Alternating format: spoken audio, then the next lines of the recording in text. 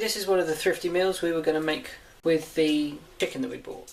So meat is expensive to buy, but not if you use it in the way that we do and get the best use out of the whole chicken or the pork or whatever you're cooking.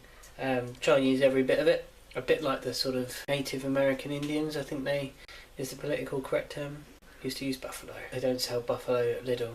But what we have is a pan here, and that's the beginning of it. It's really easy to make this. It's a healthy chicken broth for sort of very cold day like it is today with the rain and everything. So what you do is you, into a pan like this, just a regular saucepan, you put the chicken stock that you made, and then to that you add a selection of vegetables. And if you want some of the chicken, which is what I'm going to do, so I've got some shallots and some spinach. I'm going to stick in here, I think.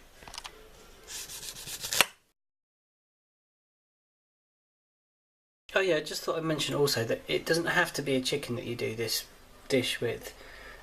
We just have chicken because we've become meat eaters and we eat meat and we eat whatever's available to us because we can't be fussy. But I used to make this with vegetables as well, so making a vegetable stock is even easier than probably doing a chicken stock. What you do is over the week you collect up all your vegetable peelings and bits and pieces into a tub, put them in the fridge so they don't go off, and then when you've got a good sort of half pan full, you do exactly the same as I did with the chicken yesterday. You not yesterday, the day before. Exactly what you do with the chicken.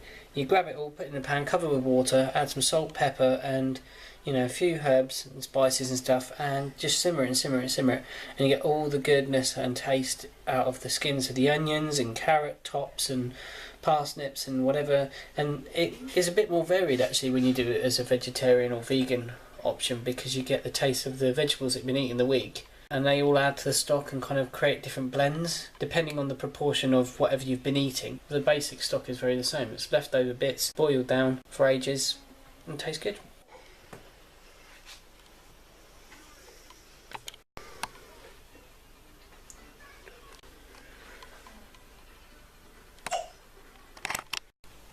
So there we go.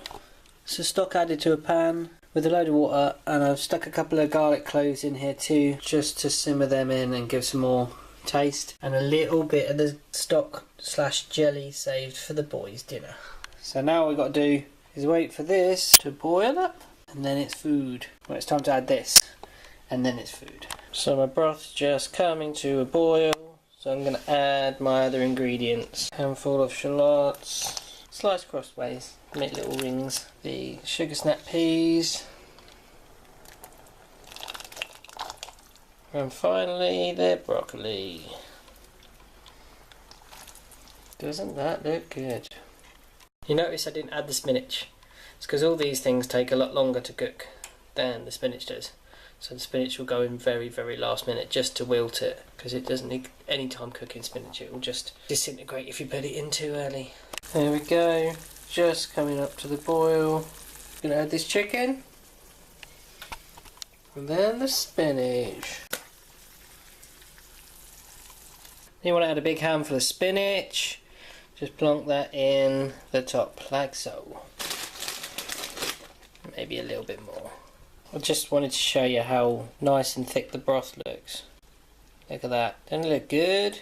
I have added a few extra things other than just the chicken stock, so some dark soy sauce in there, salt and pepper, a little dash of malt vinegar to add some sourness, but not a lot. I'm not like making hot and sour soup or anything, but look at that for a spoonful. There we go, a beautiful bowl of soupy brothy goodness. In fact, 3 bowls. This one's got less in. I'm not being stingy, it's because Bean didn't want very much.